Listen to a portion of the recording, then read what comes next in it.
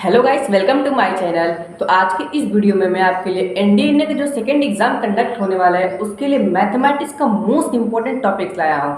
Chapter तो important है ही mathematics में, लेकिन है तो है, हमें चैप्टर थोड़ी पढ़ना है, हमें मोस्ट इंपॉर्टेंट टॉपिक्स पढ़ना है जहाँ से एनडीए डायरेक्ट टारगेट करता है इस क्वेश्चन को।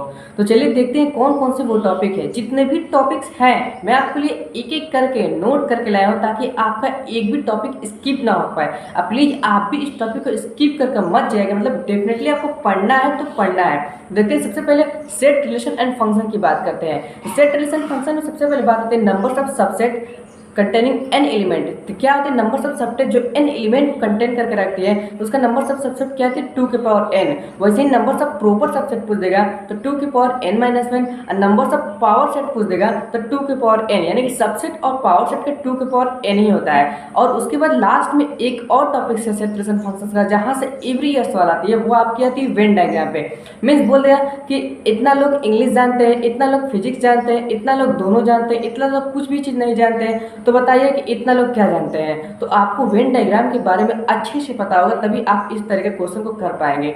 और भी इंपॉर्टेंट टॉपिक्स है, लेकिन आप यही टॉपिक को केवल पढ़ के जाइएगा, आप सेट रिलेशन फंक्शन में अच्छे मार्क्स स्कोर कर देंगे।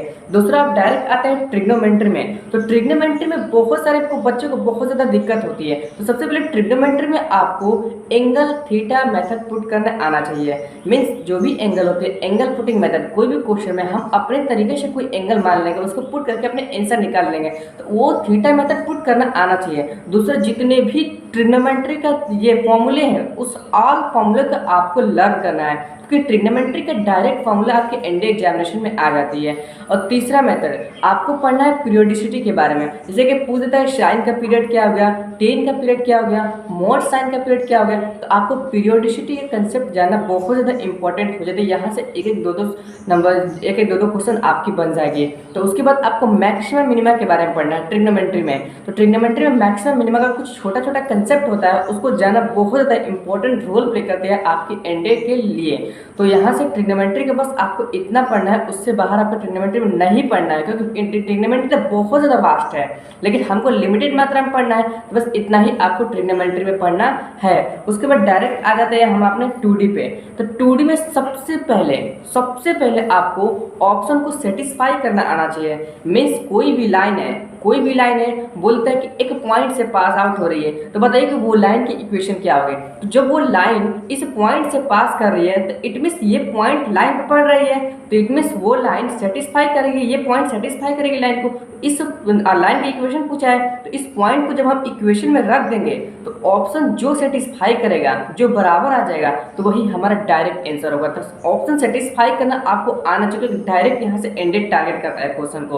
और दूसरा जो होती है, जितने भी कंसेप्ट है, मिस कंसेप्ट तो नहीं कह सकते, जितने भी फॉर्मूले हैं 2D के, उसको आपको अच्छे तरीके से पढ़ के जाना है। और तीसरा जो 2D के सवाल है, आपको पता होना चाहिए इन सेंटर, एक सेंटर, ऑर्थो सेंटर, सेंट्रोइड, इन सब के बारे में आपको अच्छी तरीके से नॉलेज होना चाहिए, क्योंकि इसमें से डायरेक्ट सवाल पूछ देता है। और जैसे कि एक देता है ये एक ट्राइंगल देता है, जो कि आपको ये इक्विलेटरल ट्राइंगल होती है, यानी कि एक इक्विलेटरल ट्राइंगल देता है। अब बोलता है कि इसका इन सेंटर फाइंड करिए, ऑर्थो सेंटर फाइंड करिए, एक सेंटर फाइंड करिए, सेंट्रोइड फाइंड करिए। तो सिंपल से आपको कुछ नहीं करना है इस तरीके से क्वेश्चन में, बस आपको सेंट्रोइड फाइंड कर लेना है। जब सेंट्रोइड फाइंड कर लेंगे, तो आपके जो इन सेंटर, ऑर्थो सेंटर, एक सेंटर और सेंट्रोइड होती है, वो सभी एक ही पॉइंट में लाइट करती है। तो आप सेंट्रोइड फाइंड करते हैं, इन सेंटर, ऑर्थो सबकी एक ही चीज हो जाएगी, सेंट्रोइड के बराबर ही हो जाएगी आपकी इक्विलेटरल ट्राइंगल में।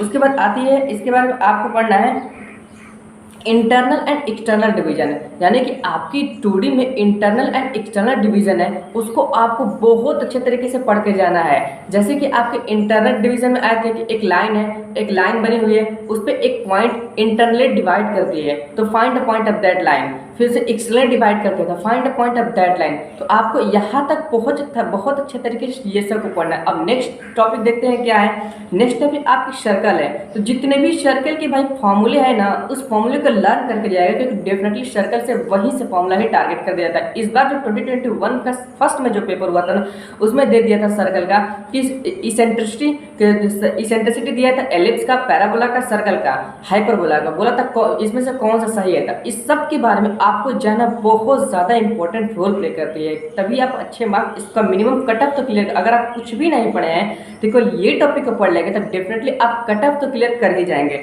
उसके बाद ये all the important rule and concept of the formula को पढ़ना है, like equation of the formula को पढ़ना है, एंड छोटी छोटी जो कंसेप्ट होते हैं जैसे कि नेचर ऑफ द सर्किल को, उसको आपको पढ़ना है। तो इससे आप पढ़ लेंगे तो डेफिनेटली आप बहुत अच्छे मार्क्स स्कोर कर जाएंगे। और नेक्स्ट पॉइंट है सर्किल का, जो आपकी इंटरसेप्ट फॉर्म पढ़ना है, वाई इंटरसेप्ट पढ़ना है, एक्स इंटरसेप्ट पढ़ना है, एंड इक्वेशन थ्रू डायमीटर को आपको पढ़ना है। उसके बाद कंटेक्ट ऑफ टू सर्किल, यानी कि दो सर्किल जब एक दूसरे से कंटेक्ट है तो उसका फॉर्मूला क्या होती है, जब कंटेक्ट नहीं है दूर पे है तो उसका फॉर्मूला क्या है, जब एक्सटर्नली कंटेक्ट है, इंटरनली कंटेक्ट है तो उस तरीके से क्या सर्किल का फॉर्मूला बनता है, उस तरीके से आपको अच्छे तरीके से जानना बहुत ज़्यादा इंपॉर्टेंट हो जाती है।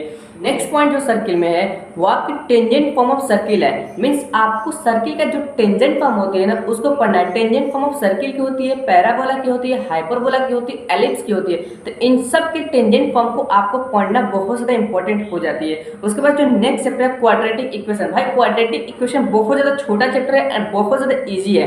तो क्वाड्रेटिक इक्वेशन को आपको बहुत अच्छे तरीके से पूरा पढ़ना है क्योंकि ये बहुत ज़्यादा ईजी है। आप 10th में भी पढ़ के आए हुए हैं क्वाड्रेटिक इक्वेशन, तो क्वाड्रेटिक इक्वेशन आपको पूरा पढ़ना है। और उसके बाद आपको पढ़ना है कॉम्प्लेक्स नंबर। कॉम्प्लेक्स नंबर भी आपको पूरा ही पढ़ना है क्योंकि कॉम्प्लेक्स नंबर बहुत ज़्यादा इजी चैप्टर्स है ये अलजेब्रा का। तो कॉम्प्लेक्स नंबर भी आपको पूरा पढ़ना है, स्पेशली इसमें से क्यूबिट ऑफ यूनिटी पे सवाल बनाता है। उसके बाद आपको पढ़ना है binary number. Binary number one of the easiest chapters माना है whole mathematics of NDA syllabus.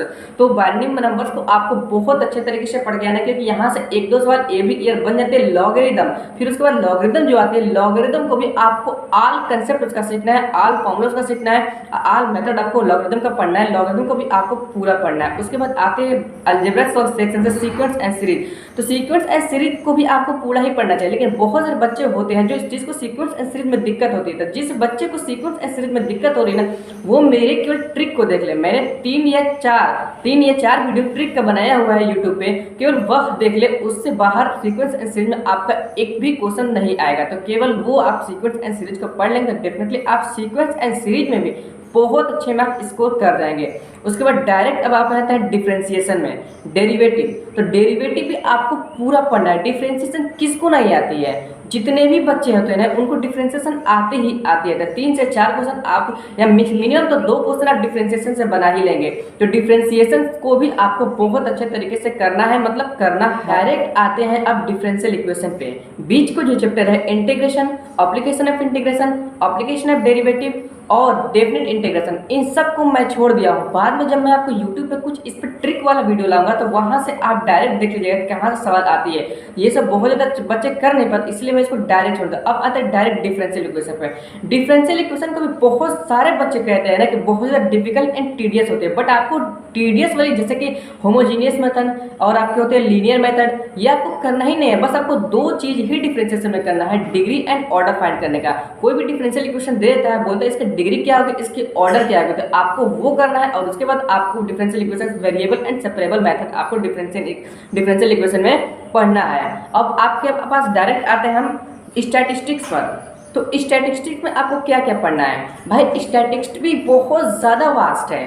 अब कहाँ से क्वेश्चन पूछते हैं हमें कुछ ही नहीं पता है, लेकिन जो बेसिक कंसेप्ट है स्टैटिस्टिक्स का उसमें आते हैं मीन, मोड, मीडियन, आपको तो पढ़ना ही पढ़ना है ये स्टैटिस्टिक्स में। उसके बाद आते हैं स्टैंडर्ड डेविएशन, उसके बाद वेरिएंस आती है। तो ये सब चीज़ को आपको भाई पढ़ के जाना है। उसके बाद स्टैटिस्टिक्स में आते हैं रिग्रेशन कोफिशिएंट ऑफ कोरिलेशन के बारे में। तो ये सब coefficient of correlation, regression coefficient का कंसेप्ट आपको जाना बहुत ज़्यादा इंपॉर्टेंट हो जाती है क्योंकि यहाँ से एवरी ईयर लगभग 4 से 6 सवाल आते हैं स्टैटिक्स से, लगभग 4 सवाल तो इजी स्टैटिक्स से आती है केवल यही टॉपिक पर। तो ये टॉपिक को आपको बहुत अच्छे तरीके से इसके कंसेप्ट को जानना इंपॉर्टेंट रोल प्ले करती है। उसके बाद डायरेक्ट हम आते हैं आपकी वेक्टर पर, मीन्स लास्ट टॉपिक्स वेक्टर है। तो हम वेक्टर से क्या क्या पढ़ें कि हमारा एनडीए में एग्जामिनेशन में फंस जाए। तो वेक्टर में सबसे पहले आपको एंगल फाइंड करना आना चाहिए, मीन्स दो वेक्टर्स के बीच में एंगल क्या होंगे, अगर तीन वेक्टर हो जाए फिर उसके बीच में एंगल क्या होंगे,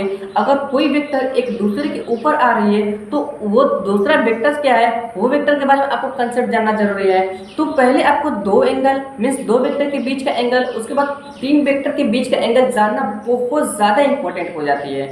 उसके बाद आती है वेक्टर्स में जो आपकी आती है मीन्स फोर्स फाइंड करने की, एक वेक्टर दे देगा और एक एक्सेलरेशन भी दे देगा, बोलेगा फोर्स फाइंड करता। हम जानते हैं भाई फोर्स की फॉर्मूला मास इनटू एक्सेलरेशन होती है, तो हम दोनों को मल्टीप्लाई कर देंगे तो हमारे पास फोर्स आ जाएगी। तो इसके लिए आपको एडिशन वेक्टर्स भी जानना इंपॉर्टेंट रोल प्ले करती है, और आपके पास सब्ट्रैक्शन ऑफ वेक्टर भी जानना बहुत ज़्यादा इंपॉर्टेंट रोल प्ले करती है, और मल्टीप्लिकेशन ऑफ वेक्टर्स भी जानना बहुत ज़्यादा इंपॉर्टेंट रोल प्ले करते हैं। ये जो बेसिक कंसेप्ट है वेक्टर्स में, अगर आप इसे नहीं जानेंगे तो इन छोटे छोटे क्वेश्चन भी आप वेक्टर्स में नहीं कर पाएंगे।